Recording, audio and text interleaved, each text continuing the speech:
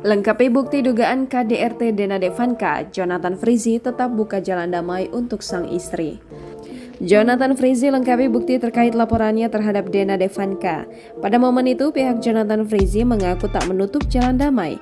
Aktor Jonathan Frizzy menyambangi Polres Metro Jakarta Selatan pada Rabu 15 September 2021. Ia mengenakan kaos panjang bernuansa gelap.